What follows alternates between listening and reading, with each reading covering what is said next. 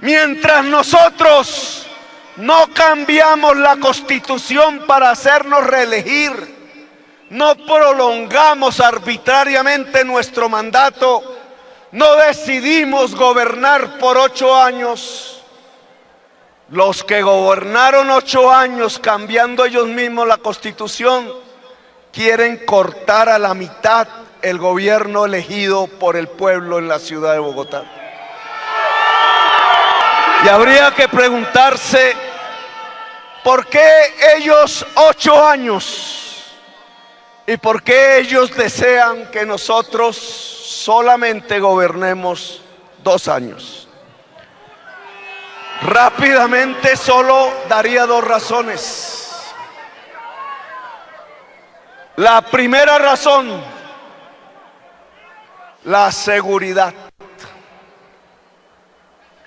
Es que ellos hablaron de una seguridad democrática que consistía en el armamento generalizado, en el destino del presupuesto público a manos llenas de dineros hacia la guerra, de la reducción del presupuesto de la educación para comprar tanques y helicópteros, y durante 8 años no fueron capaces de reducir la violencia. Al contrario, durante el gobierno de los 8 años, 6 millones de víctimas se acumularon en las ciudades de Colombia.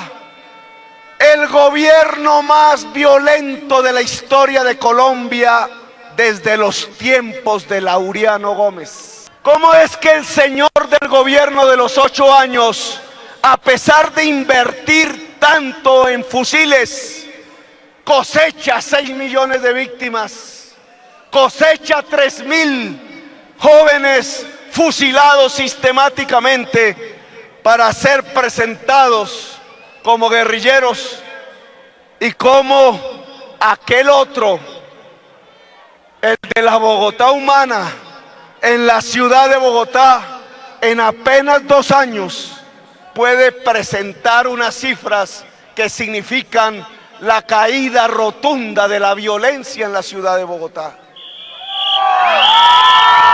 La respuesta es simple. La respuesta es simple, y de ahí una de las causas que los lleva a la arbitrariedad. Es que ellos, entre más fusiles, más muerte trajeron. Y en cambio nosotros no compramos un solo fusil. Dedicamos la mayor parte del presupuesto a la educación pública, a los libros, al saber. He ahí la diferencia. La política de seguridad de ellos es la brutalidad del fusil. La política de seguridad nuestra es el libro y el saber. ¿Cuál de las dos políticas redujo la violencia? La seguridad llamada democrática no era democrática, era una seguridad mafiosa. La seguridad de Bogotá es una seguridad humana y ha mostrado mejores resultados. Aquí sí cayó la tasa de homicidios al punto que la ciudad de Bogotá no está en las 50 ciudades más violentas del mundo. No está en el listado de las 100, ni en el listado de las 200, ni en el listado de las 300. Oiga, bogotanos y bogotanas, y muéstrenlo con orgullo. La capital de los Estados Unidos, la ciudad de Washington, tiene más homicidios por cada 100.000 habitantes que la ciudad de Bogotá. Pero hay una segunda razón por la cual han desnudado su arbitrariedad antidemocrática. El señor del gobierno de los 8 años En 1993 era el senador de la República ponente de la Ley 100. Y el alcalde de Bogotá era miembro también del Congreso de la República, oponente a la Ley 100. Prometió que en el año 2000 todos los colombianos tendrían salud de calidad con cobertura universal si se aprobaba la Ley 100. El representante Gustavo Petro dijo: si se vuelve la salud una mercancía, siendo un derecho instituido en la Constitución, los que no tienen con qué pagar morirán a la entrada de los hospitales. Pasó el año 2000 ¿y qué sucedió en Colombia? No solamente la salud fue entregada al mercado, sino que el mercado estaba dominado por los dueños de la cocaína, de tal manera que la salud de los pobres terminó en manos de las mafias.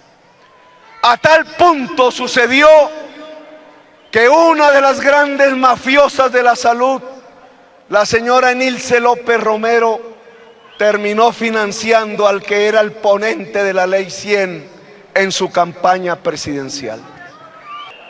Los jefes paramilitares convirtieron los recursos del régimen subsidiado a los pobres en su caja para comprar los tintos de su tropa. Cerraron hospitales y efectivamente los que no tenían con qué empezaron a morir en las puertas de los hospitales. ¿Qué ha pasado en estos 2 años?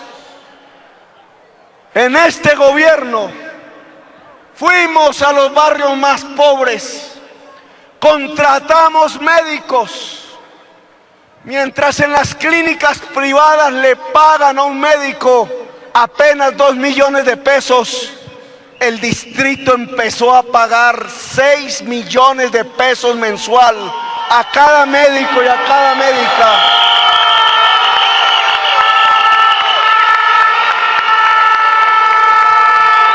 A cada médico y a cada médica que fuese hasta donde vive el pobre, a su casa, a mirar el viejo, la mujer embarazada, los bebés, los niños, las vacunas, las condiciones que permiten que crezca la enfermedad. No preguntan ellos y ellas: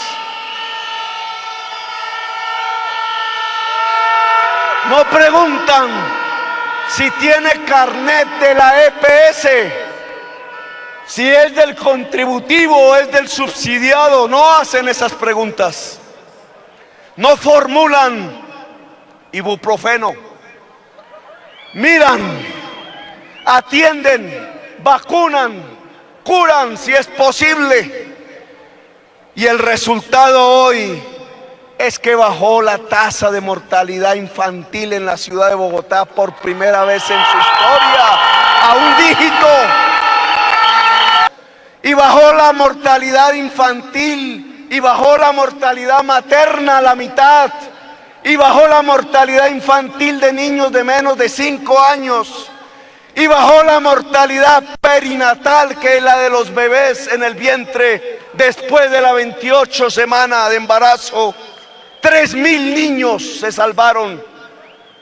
Cuando recibimos el gobierno, 3.648 bebés en el vientre morían por falta de atención a las madres, que se llama la muerte perinatal. Hoy hemos reducido esa cuantía a tal punto que si no hubiéramos construido el modelo preventivo de salud pública gratuita, en Bogotá hubieran muerto 4.000 niños en estos 2 años de muerte llamada mortalidad perinatal. Hoy hay 4.000 bebés en las cunas, en las camas, al lado de sus madres, en el calor de su hogar, así sea este un hogar pobre, porque fuimos capaces de superar la Ley 100. Allá no bajan la tasa de mortalidad. Claro que les preocupa este gobierno, porque allá en La Guajira están muriendo los niños de desnutrición del pueblo indígena Guayú, porque en el Chocó siguen muriendo los niños, porque en Antioquia y en el Valle y en el Pacífico y en los llanos no han podido bajar la tasa de mortalidad infantil. Nosotros lo hicimos, logrando que la salud no fuese una mercancía, sino un derecho. Nosotros sí lo logramos. Nosotros, con todo el orgullo que la ciudad de Bogotá debería levantar, podemos decir que el año pasado no murió un solo niño de hambre o por causas de desnutrición en la ciudad de Bogotá.